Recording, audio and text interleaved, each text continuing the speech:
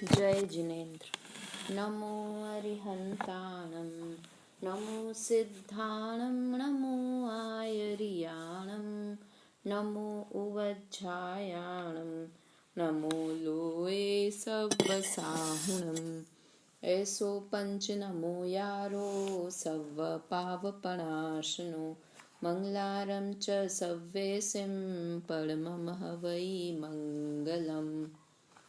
आज से हम मंगलाष्टक का तीसरा वाला छंद बोलते हैं। नमन्ना केन्द्राली मुकुटमणि भाजाल जटिलं लसत्पादाम्भोज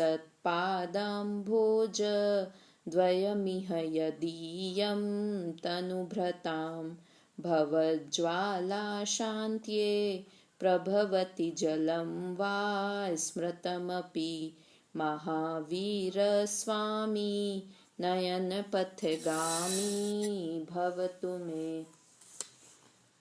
तत्वज्ञान पाठमाला भाग 2 हमारा चल रहा है। इसमें कल हमने पुण्य और पाप इस पर चर्चा की, हमारी पूरी हुई थी। तो इस पूरे पाठ का सार हमको क्या समझना है कि पुण्य और पाप दोनों मोक्ष मार्ग में एक समान हैं।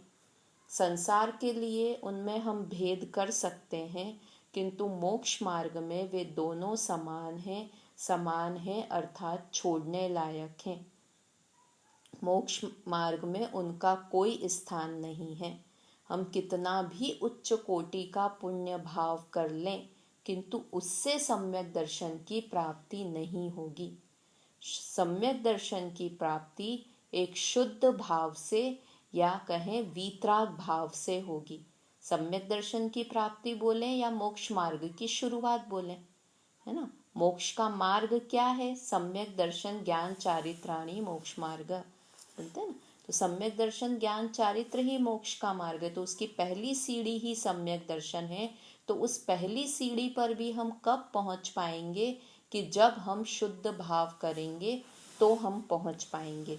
इस तरह से हमने ये पुण्य पाप वाला पाठ पढ़ा और उसके अंतिम उसमें हमने यही पढ़ा था कि जब तक ये नहीं होता, जब तक शुद्ध भाव नहीं हो, तब तक उसमें पुण्य भाव में प्रवर्तना ठीक है, किंतु उसे उपादेय मानना, है ना, उसे उपादेय मानना और ये सोचना कि ये करते करते मुझे मोक्ष हो जाएगा, ये मान्यता तो हमें तुरंत ही निकाल देनी चाहिए। ठीक है। अब आज से हमें पाठ पढ़ना है, पाठ 4 उपादान और निमित्त। बहुत ही जरूरी, बहुत ही इम्पोर्टेंट और समझिए हमारे जीवन के लिए बहुत ही उपयोगी पाठ है उपादान निमित्त, है ना। नाम सुना है आप लोगों ने उपादान और निमित्त। कई लोगों ने सुना होगा और कई लोगों ने नहीं भी सुना होगा, किंतु ये हम दोनों तरीके से कि मोक्ष मार्ग में कैसे सहायक है और संसार में भी कैसे ये उपादान निमित्त वाला पाठ यूजफुल है। हमारे लिए बहुत जरूरी पाठ उपादान और निमित्त, इसकी चर्चा हम प्रारंभ करते हैं। प्रवचनकार और जिज्ञासु दो की यहाँ पर चर्चा चल रही है। प्रवचनकार प्रवचन प्रारंभ करते हैं। मंगलम भगवान वीरो मंगलम गौतमो गणी मंगलम कुंद कुंदार्यो जैन धर्मोस्तु मंगलम। क्या लिखा? जगत का प्रत्येक पदार्थ, देखो ये इस मंगलम भगवान वीरों का अर्थ भी अपन देखें तो भगवान महावीर मेरे लिए मंगल रूप हैं। मंगल किसे कहते हैं?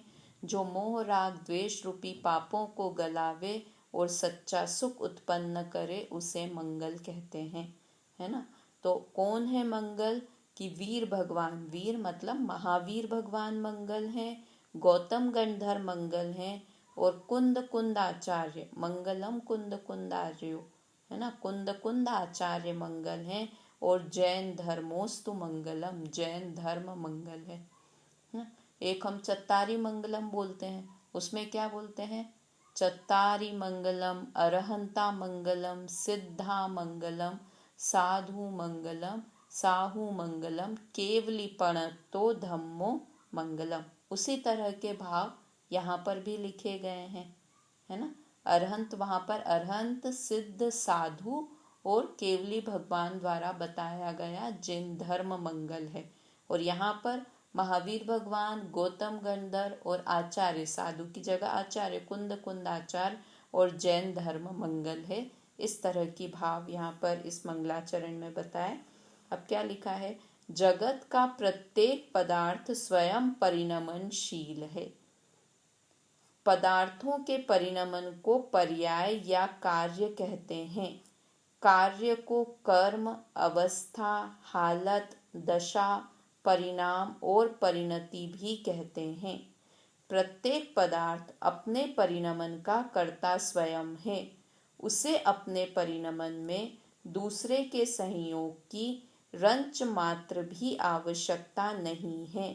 अज्ञानी जीव पर के संयोग की आकांक्षा से व्यर्थ ही दुखी होता है। देखो कितना अच्छा, मतलब ये एक ही पैराग्राफ ऐसा है कि जिसमें हमें सुखी होने का रास्ता बता दिया गया है कि जगत का प्रत्येक पदार्थ, पहली बात पदार्थ क्या, पदार्थ मतलब कौन सा पदार्थ, जीव पदार्थ, पुद्गल पदार्थ, धर्म पदार्थ, अधर्म पदार्थ, कौन से पदार्थ की बात कर रहे हैं। यहाँ लिखा प्रत्येक पदार्थ, मतलब अनंत जीव। अपन ने 6 द्रव्य के पाठ में पढ़ा है ना, 6 द्रव्य कौन कौन से, जीव, पुद्गल, धर्म, अधर्म, आकाश और काल, यही 6 द्रव्य है ना। तो ये 6 द्रव्य, और ये कितने कितने हैं, जीव अनंत, पुद्गल अनंतानंत, धर्म द्रव्य 1, अधर्म द्रव्य 1, आकाश 1 और काल लोक प्रमाण असंख्यात, असंख्यात काल। तो इतने पदार्थ, ये सब पदार्थ स्वयं परिणमनशील हैं। परिणमनशील हैं, परिणमनशील मतलब चेंज होना, है ना। द्रव्यत्व गुण की परिभाषा पढ़ी थी अपन ने। 6 सामान्य गुण होते हैं, कौन कौन से, अस्तित्व, वस्तुत्व, द्रव्यत्व, प्रमेयत्व, अग्रु लघुत्व और अवगाहनत्व, है ना। ये 6 प्रकार के होते हैं। तो इसमें एक वो थी, द्रव्यत्व गुण किसे कहते हैं कि जिस शक्ति के कारण द्रव्य की अवस्था निरंतर बदलती रहे, बदलती रहे को ही यहाँ परिणमनशील बोलते हैं। मतलब हर द्रव्य की अवस्था पर्याय हमेशा बदलती रहती है। हर द्रव्य में प्रति समय परिणमन होता रहता है। धर्म द्रव्य में भी हो रहा है, अधर्म द्रव्य में भी हो रहा है। वो हमें समझ में नहीं आता, वो केवल ज्ञानी के ज्ञान में आता है। और जीव और पुद्गल में भी परिणमन हो रहा है। कैसे परिणमनशील है, जब अपन ने द्रव्यत्व गुण की भी बात की थी तब भी ये हमने बात की थी। परिणमनशील है मतलब द्रव्य की अवस्था निरंतर बदलती रहती है। का मतलब क्या हुआ कि कोई व्यक्ति है, वो बच्चे से बड़ा कितने दिन में होता है, कितने दिन में हो रहा है। मेरी उम्र अभी समझो किसी बच्चे की उम्र 10 साल है, वह 10 साल से 11 साल का कितने दिन में होगा, कि वो प्रति समय 11वें साल की तरफ बढ़ रहा है। समझ में आया। हम बुढ़े कब होंगे कि हम प्रति समय मृत्यु की तरफ या बुढ़ापे की तरफ बढ़ रहे हैं। से बोलते हैं ना जन्मदिन मनाते हैं, तो कई लोग जन्मदिन इसलिए नहीं मनाते, क्यों, क्योंकि हम मृत्यु की तरफ 1 साल और आगे बढ़ गए और मृत्यु हमारा जीवन और कम हो गया। तो इसमें खुशी मनाने की क्या बात है, इसमें तो दुख की बात है। तो ये परिणमनशील का मतलब हमने कोई कपड़ा खरीदा, नया कपड़ा मार्केट से बना ही है, समझो अभी तो वो मशीन पर ही लगा है, मशीन पे से कंप्लीट प्रिंट होके बाहर निकली कोई साड़ी, तो अब वो पुरानी कितने दिन में होगी, कि वो जब बनी है ना, बन के वो पैकिंग हुई तभी से वो पुरानी होनी भी शुरू हो गई, है ना। तो हर चीज में परिणमन प्रति समय होता रहता है। हम घर में पेंट करवाते हैं तो वाइट कलर का, जैसे मेरा पूरा घर वाइट कलर का है, तो वो वाइट कलर कितने दिन में येलो कलर दिखने लगेगा? कि वो जब वाइट कलर पुता ना, जब वो आखिरी ब्रश मार रहा था उस पर पेंटर, तभी से वो येलो कलर का होना, वाइट कलर थोड़े दिन में मेला दिखने लगता है ना, तो तभी से वो मेला होना स्टार्ट हो गया था। तो इसको कहते हैं कि प्रत्येक पदार्थ स्वयं परिणमनशील है। अब उसको किसी बच्चे को 10 साल का 11 साल 10 साल से 11 साल का किसने किया, कपड़े को पुराना किसने किया, दीवार को गंदा किसने किया, कि वह स्वयं परिणमनशील है, किसी दूसरे की आवश्यकता नहीं है, स्वयं ही अपने आप में चेंज हो रहा है। कोई माँ कहे कि अरे माँ बाप कहें कि हमने बच्चे को इतनी मेहनत से पाल पोस कर बड़ा किया, तो उससे पूछा पंडित जी ने कि कितना बड़ा है आपका बच्चा? तो उन्होंने कहा 25 साल का है हमारा बच्चा। तो बोले अच्छा, आपने बहुत मेहनत की, तो आपने उसे 25 साल का कितने दिन में कर दिया? पंडित जी ने प्रश्न किया वो माँ बाप से कि आपने अपने बच्चे को 25 साल का कितने दिनों में कर दिया? आप कह रहे हो ना हमने बहुत मेहनत की और हमने अपने बच्चे को बड़ा कर दिया, तो आपने आपके बच्चे को 25 साल का कितने दिनों में किया? तो बोले दिनों में किया, हमने 25 साल का अपने बच्चे को 25 साल में किया। तो क्या कहते, तुमने क्या किया? वो 25 साल का 25 साल में हो गया, तो तुमने क्या किया? मतलब स्वयं परिणमनशील है। हम बड़ा घमंड करते हैं ना कि बच्चों को हम पालते पोसते हैं। गरीब के बच्चे देखें कहाँ पल बढ़ जाते हैं, पहनने को कपड़े नहीं होते, कितनी बार दिखते हैं ना भीख मांगते हुए। लिटरली शर्ट पहना है तो नीचे पैंट नहीं पहनी है, पैंट पहनी है तो शर्ट नहीं। 1 साल के बच्चे ऐसे रोड पर घूमते रहते हैं, बिल्कुल अपन में ड्राइव करते रहे अपन कार, तो हमको लगता है अरे ये आ नहीं जाए कार के नीचे, और वो मस्ती से माँ वहीं बैठी बैठी चिल्लाती है अरे अरे इधर आ जा, इधर आ जा, गाड़ी आ रही है। और हम कैसे करते हैं? अपने बच्चे को ऐसे छोड़ सकते हैं हम अपने बच्चों को? तो मतलब हमने अपने बच्चे को पाला पोसा है, या वो स्वयं पलकर बड़ा हो गया है? जैसे गरीब का बच्चा अपने आप बड़ा हो जाता है, वैसे हमारे भी हो जाते हैं, किंतु हम क्या करते हैं? हमने परिणमन करवाया, हमने बड़ा किया। तो यहाँ क्या कह रहे हैं कि जगत का प्रत्येक पदार्थ, ये तो जो हमको दिख रहा है उनकी बात कर रहे हैं, हर पदार्थ स्वयं परिणमनशील है। सब चीजों पे लगा सकते हो। जब आम लेकर आए हम, तो पीला केला, अभी तो जैसे पके केले लेके आते हैं ना, तो वो केला कितने दिन में काला पड़ जाएगा, खराब हो जाएगा, फेंकने लायक हो जाएगा? कितने दिन में? कि 3 दिन में। तो वो तीसरे दिन ही खराब होना शुरू होता है कि जब हम खरीद के एकदम पीला पीला अच्छा केला लेके आए, तभी से वो सड़ने की तरफ, वो पुराना होने की तरफ होना स्टार्ट हो जाता है। कि वो एक ही दिन में, बिल्कुल हमने तो रात में तो एकदम पीला था और कल सुबह उठ के देखा तो एकदम काला हो गया, ऐसा होता है? वो 3 दिन पहले से ही जब हम लेकर आए हैं तभी से वह काला होना शुरू हो गया था। किसने किया काला? कि स्वयं। स्वयं परिणमनशील है। जगत का प्रत्येक पदार्थ स्वयं परिणमनशील है। ठीक है, ये तो हम सब पुद्गल के उदाहरण लगा रहे हैं। क्यों लगा के देख रहे हैं? क्योंकि हमें पुद्गल आंख से दिखाई देता है, किंतु वास्तव में उसी तरह जीव भी स्वयं परिणमनशील है। ज्ञान करने का काम स्वयं ही करता है। ठीक है, पदार्थों के परिणमन को पर्याय या कार्य कहते हैं।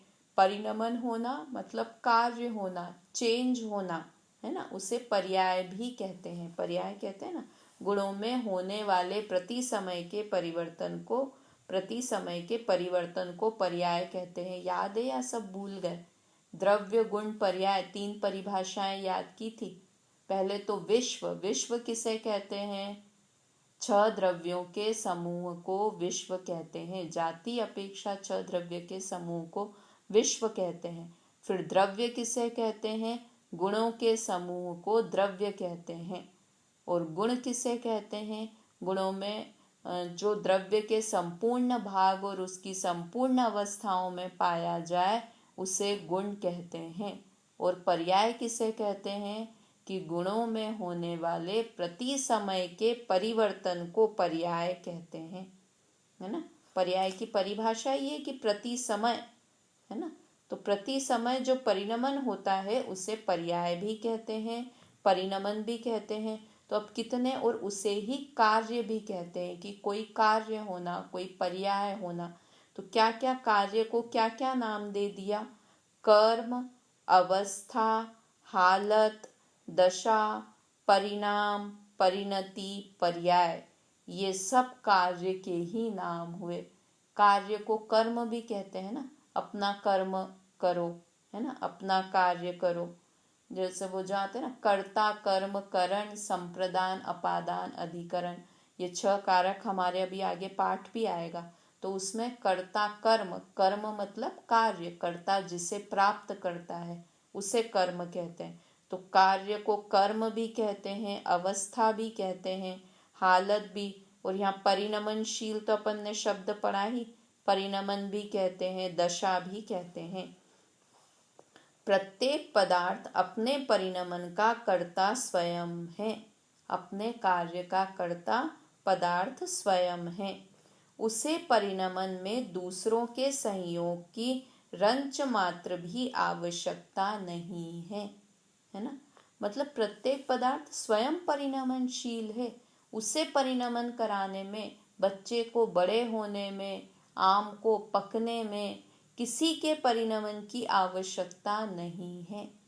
वो तो हम जो आम रख देते ना गेहूं में या किसी में, तो जल्दी पकाने के लिए रख देते, वो भूसे के अंदर रखते हैं ना, घास के अंदर, कि जल्दी पक जाए। किंतु फिर भी जब उसकी योग्यता होगी, वह स्वयं परिणमनशील है। उसे दूसरों के सहयोग की रंच मात्र भी आवश्यकता नहीं है।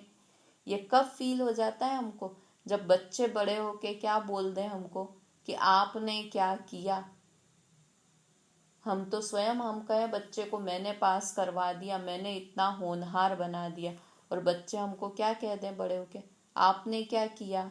मैंने स्वयं पढ़ाई की मेहनत की, मैं स्वयं अच्छे नंबर लाया, मैं स्वयं अच्छी नौकरी पे लगा, आपने क्या किया। तब हमारी आंखें खुलती है कि भाई हम तो यूं ही मूर्ख बन रहे थे इतने समय से। वास्तव में किसी द्रव्य को किसी दूसरे द्रव्य की आवश्यकता ही नहीं है, किंतु हम स्वयं अपने आप ही कर्ता बनने की कोशिश करते हैं। मैंने इसका रिश्ता करवा दिया, मैंने ये करवा दिया। देखो ये लिखा ही है, अज्ञानी जीव पर के संयोग की आकांक्षा से व्यर्थ दुखी होते हैं।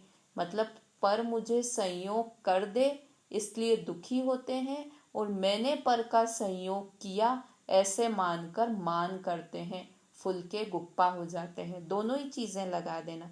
एक तो कोई पर मेरा संयोग कर दे, है ना, कोई मेरी मदद कर दे, तो उससे पर के संयोग की आकांक्षा से दुखी रहते हैं। अरे मुझे क्या, मेरे किसी ने नहीं संभाला मुझे, मैं अकेले रह गया, मैंने सब अपने बल पे किया, कोई संभालने वाला नहीं है, तो ये दूसरे मुझे संयोग कर दे, इस आकांक्षा से स्वयं दुखी होता है।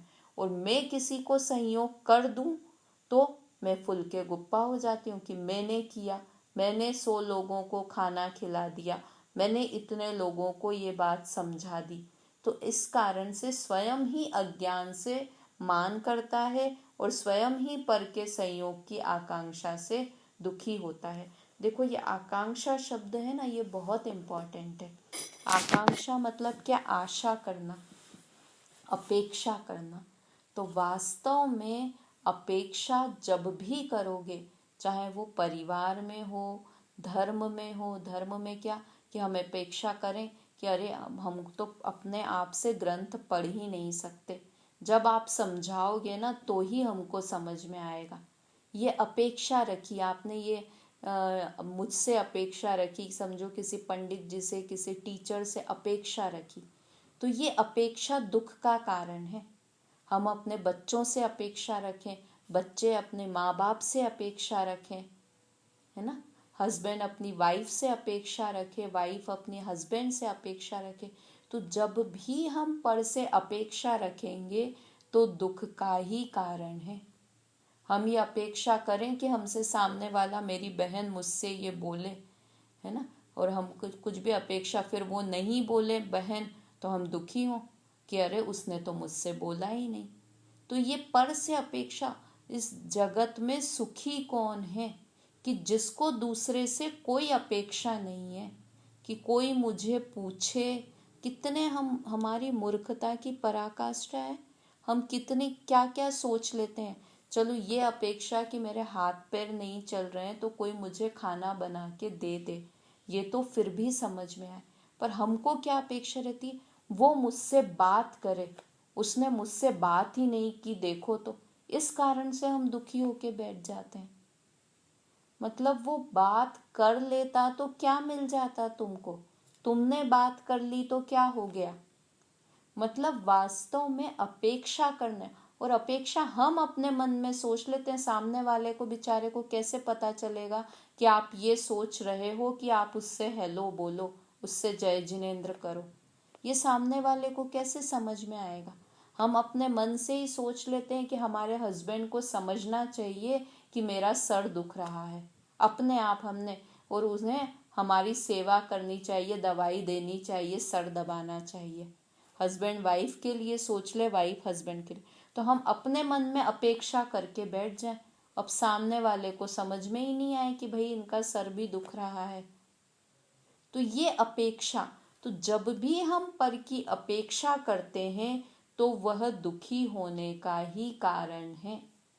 पर पदार्थ से सुख की आशा करना, कोई भी तरह की अपेक्षा करना, वह दुख का ही कारण है। क्यों? क्योंकि हर पदार्थ स्वयं ही परिपूर्ण है। उसे देखो लिखा है ना, वह उसे अपने परिणमन में दूसरे के संयोग की रंच मात्र भी आवश्यकता नहीं है। वो आती ना, मैं ज्ञानानंद स्वभावी में, मैं हूँ अपने में स्वयं पूर्ण, पर की मुझ में कुछ गंध नहीं। मैं अरस अरूपी अस्पर्शी, पर से कुछ भी संबंध नहीं। क्या लाइन आई, मैं स्वयं पूर्ण हूँ अपने में, मैं स्वयं अपने आप में पूर्ण हूँ, मुझे पर की रंच मात्र भी आवश्यकता नहीं है। एक दिन ऐसे जी के देखो कि पर की मुझे आवश्यकता नहीं है, मुझे कोई किसी की ज़रूरत नहीं है। अब ये आगे आएगा कि अच्छा कोई मुझे खाना नहीं दे तब भी मुझे खाने के लिए तो पर की आवश्यकता है। हस्बैंड कहे कि मुझे वाइफ खाना बना के दे, इतनी तो मुझे वाइफ की आवश्यकता है। वाइफ कहे कि ये मुझे पैसे कमा के ला के दें, इतनी तो मुझे हस्बैंड की आवश्यकता है। तो ये सब आगे अभी ये उपादान निमित्त वाले पाठ में सब चीज़ें समझ में आएंगी कि पर की रंच मात्र भी आवश्यकता नहीं है। ठीक है ना। तो इस तरह से ये हमने प्रवचनकार जो समझा रहे थे उसी चीज़ को एक बार वापस मैं रीड करती हूँ। बहुत अच्छा पैराग्राफ है ये, और वास्तव में सुखी होने का मंत्र है। क्या आज की हम क्लास से क्या सीखना चाहिए कि पर से अपेक्षा, पर के संयोग की आकांक्षा से, पर से अपेक्षा करके हम व्यर्थ ही दुखी होते हैं। जिसको जितनी कम आकांक्षा अपेक्षाएं हैं वो उतना ज़्यादा सुखी है। हमारे भगवान क्यों सुखी हैं? क्योंकि उन्हें आशा नहीं है कि कोई भक्त आके उनकी पूजा करे, इसलिए वो परम सुखी हैं। और हम, वो इतने बड़े भगवान नहीं रखते हैं आशा कि कोई उनसे आके बोले, उनकी स्तुति करे, उनका सम्मान करे। और हम, हमारी कोई हस्ती नहीं, और हम चाहते हैं कि सब हमसे आके बोलें, बात करें, हमारी तारीफ करें, हमारी बात सुने। तो ये पर की जितनी अपेक्षाएं हैं वो उतना ज्यादा दुखी है ना। वो एक आता है ना, जिसको कुछ नहीं चाहिए वो है शहंशाह, ऐसी कुछ आती है ना एक लाइन कि जिसको पर पदार्थ से कोई अपेक्षा नहीं है वो सबसे ज्यादा सुखी है। देखो ये वापस से एक बार पैराग्राफ रीड करती हूँ मैं। जगत का प्रत्येक पदार्थ स्वयं परिणमनशील है, परिणमनशील मतलब चेंज हो रहा है, अवस्था उसकी निरंतर बदल रही है। पदार्थों के परिणमन को पर्याय या कार्य कहते हैं। ये नाम याद करने हमको।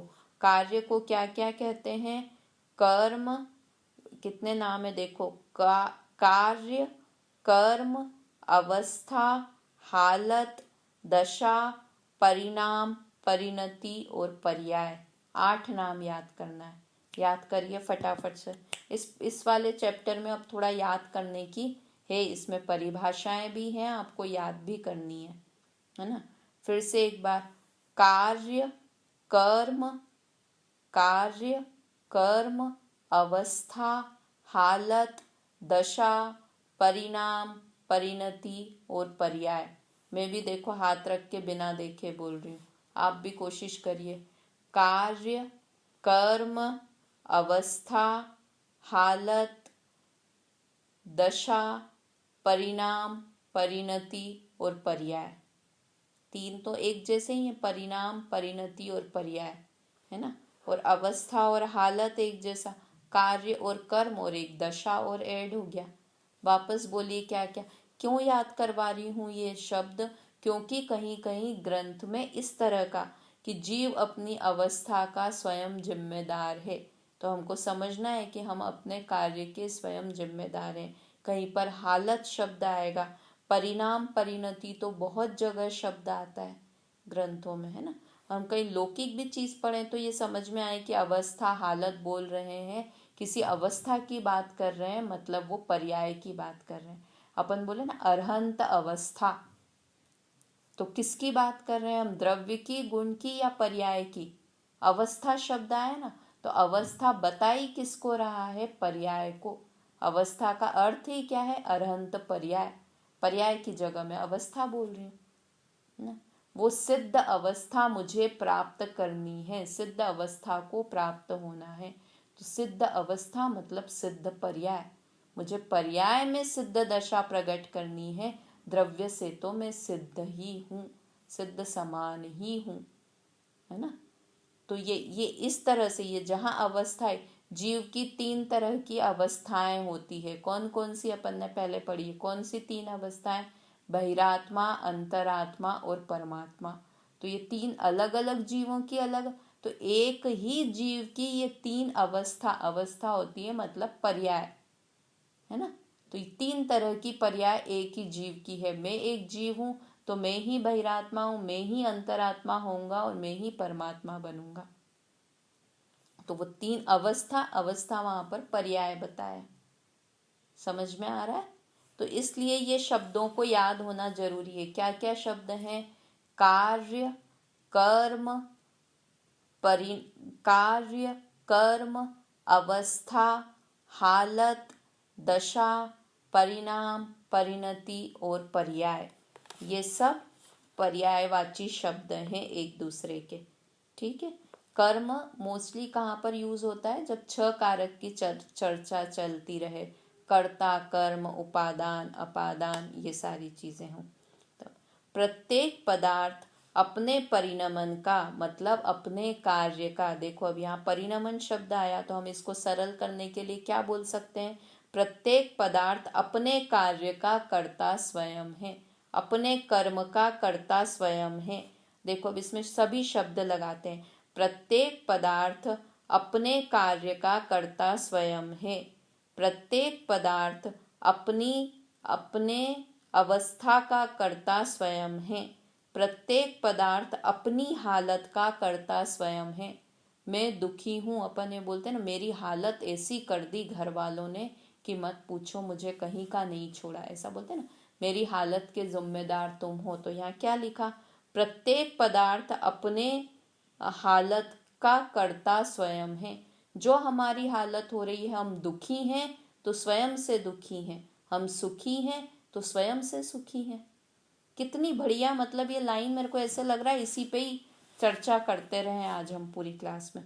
प्रत्येक पदार्थ अपनी दशा का कर्ता स्वयं है, मतलब हम अपनी हालत के स्वयं जिम्मेदार हैं, कोई दूसरा हमारी हालत का।